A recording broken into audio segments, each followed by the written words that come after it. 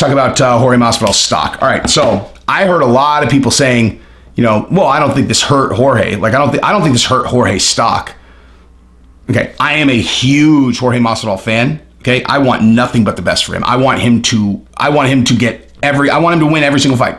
Right? I want him to get $50 million a fight. I want him to knock every single person out. I want him to be the biggest star in the UFC, etc. Now, did this fight crush his stock? No.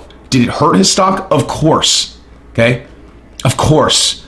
Because, take Nate Diaz. Did Nate Diaz versus Jorge Masvidal hurt Nate Diaz's stock? No. And the reason for that is because Nate Diaz really is his own kind of spectacle that'll come in every once in a while. He'll have a big event. Everyone loves him. And Jorge, he's that. But Jorge was on this other path, okay? So Jorge can still do that. But Jorge was on this other path, which was like the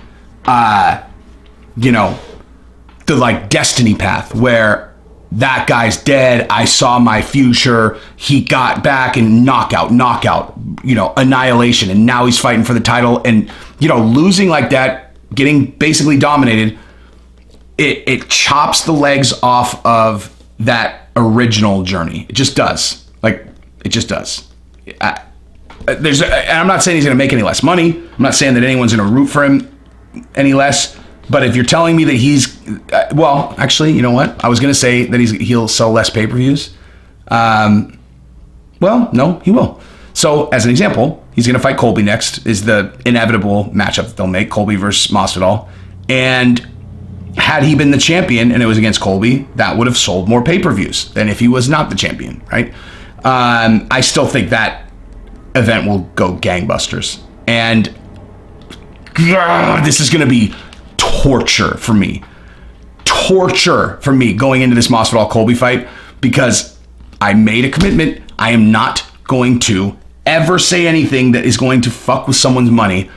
So I'm just not going to comment on their relationship, because I can't do it. I'm not fucking with anybody's money. So yeah, the beef is real. I have so much I want to say about that. I can't even explain it, but actually, you know what? Let's do it in hypothetical land, okay? So let's say hypothetically that their beef is not real, right? Let's say hypothetically that these two guys are like best friends who have been training together forever, who were roommates for years, okay? Best friends, bonds built in battle, okay? Banging, training with guys. Then the other guy goes to war, and then you find out whether or not the guy, you're there in some cases, and you're so stoked for them when they win, and you're so disappointed when they lose. You're disappointed with them. Stronger bonds than you can build in regular life. Okay, so let's say that that's the kind of relationship they have, and they decide, okay, well, we're both in welterweight. We can either pretend, just say we're never going to fight each other, or there's our real life, and then there's the life that is only real when the camera's on. How about when we do that for a total of 2 hours a week? We always say that we hate each other and that we have this gigantic problem with each other, right? Because that would not be challenging at all, okay? Anybody ever walked into American Top Team and just kind of checked out the lay of the land, seen who's training with who, seeing what classes are with who, and then oh, weird. Colby and Jorge, are they taking advanced jiu-jitsu together? Jeez, I thought they hated each other. Okay, so the American Top, they're not going to allow cameras in there. So if it was happening, you would not know, and it would not be hard to do that. So I'm not saying that is what it is, okay? But I'm saying if it would be incredibly easy. And if that's what they've been doing, then they deserve every single dollar, because it's genius. That is what the fight game is, okay? That is the fight game. That is why Floyd Mayweather made as much money as he did, because it's not just about being a good fighter. It's everything else. It's about hyping fights. It's about making yourself a spectacle. It's about getting eyeballs on you, right? Think about this, man. Think about this. If I was a Kardashian, okay, and it is a ridiculous analogy, but I'm going to use it. So let's say that I was, let's say I was Brody Jenner, okay? So Brody Jenner has made an intentional effort to not be near the Keeping Up with the Kardashians brand and all that stuff, right? What a massive miscalculation that was, okay? Massive miscalculation. Because if I'm Brody Jenner, actually the Brody Jenner thing is irrelevant. Let's say I'm on the show and I'm one of their brothers, right? And I have 45 million followers on Instagram, or 80 million, whatever it is. Do you understand how easy it is to create value if you have a following like that? You understand? I could literally create a valuable company overnight of any kind. You create a brand, like your personal brand, and then you create products with their own logo and trademark that are tied to that particular product, which is part of your personal brand, and then you promote it on your own, your own channels where you have millions and millions and millions and millions and millions of followers, and then boom, sales go. And then you take it to a bigger company and you sell it to them. Or you don't, or you print the money. I literally cannot explain to you how easy it would be for me to make money if I had a following like that. It's just easy. Simple as that, easy. And the fight game is no different than that. Like none. It is not different than that at all. That is what the UFC has understood forever, and that is why the UFC set their business up the way that they did. Because what the UFC has successfully done is they build these guys up. And so they're like, once we've built your profile, you still can only make that fight money over here because you are who you are because of our marketing dollars. So there needs to be, we'll pay you, but you're not going to take the hype that we built and then you're going to go promote your own boxing match and make $35 million that we're not a part of. That's not going to happen. But at the same time, when you put the fights on in the UFC, if you're a big enough star, and you could promote the fight like Jorge Masvidal, and the reason he got back in on the pay-per-view, even though he's not a title holder, is because he has that value. He's like he's a smaller version of a Kardashian who could just start a clothing line, except his clothing line are fights. And so the Colby and Masvidal thing is like a clothing line they've been building for years together, strategically. Okay, making clothes, like coming out with a makeup brand, that shit's easy, okay? Especially when you have the capital to seed it. It's easy. And we have 50 million followers. You have all the pieces of the puzzle badgering you to be in business with you. Oh hey, I'm a makeup manufacturer.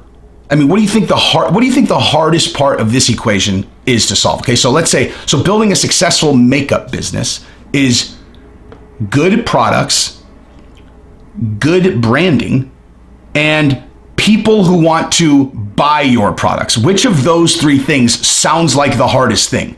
Okay. How about number 3, creating demand? People want to buy your stuff. Okay. So if you have that channel of just you look at something and boom, you create demand, you are so fucking valuable. It's unbelievable. Unbelievable.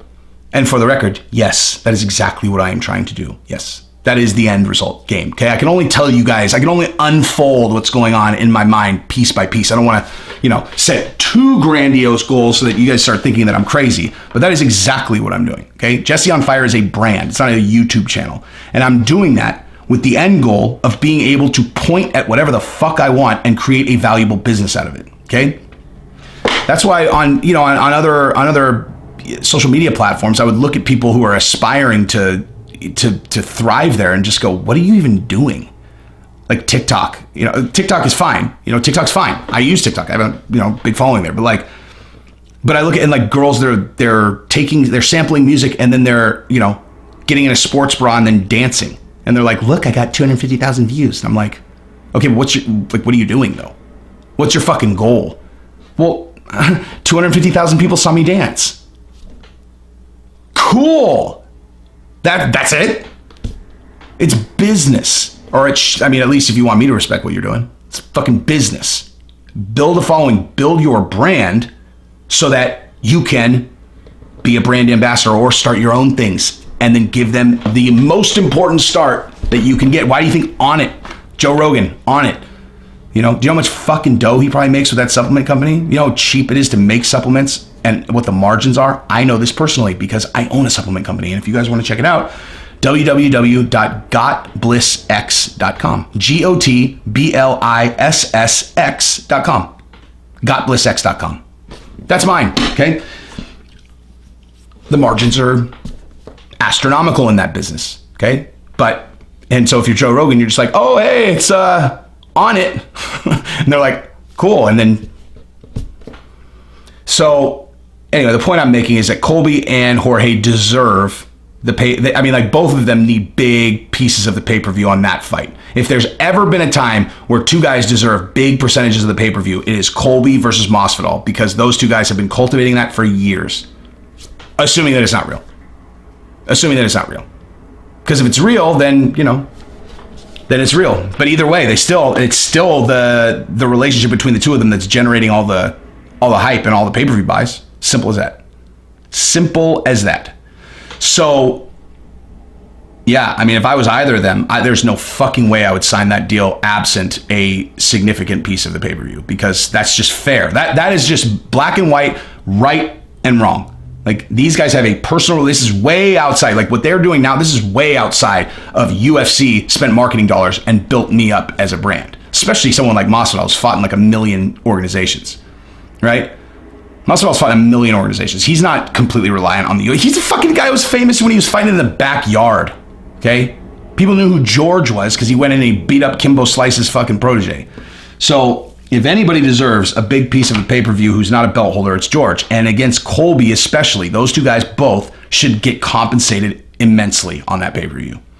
So, yeah, there's that. All right, that is what I got on Jorge Masvidal and Colby Covington, because that's a big story. Potentially the biggest story of the year. So, subscribe to the channel, ring the bell. That's what I got. Peace.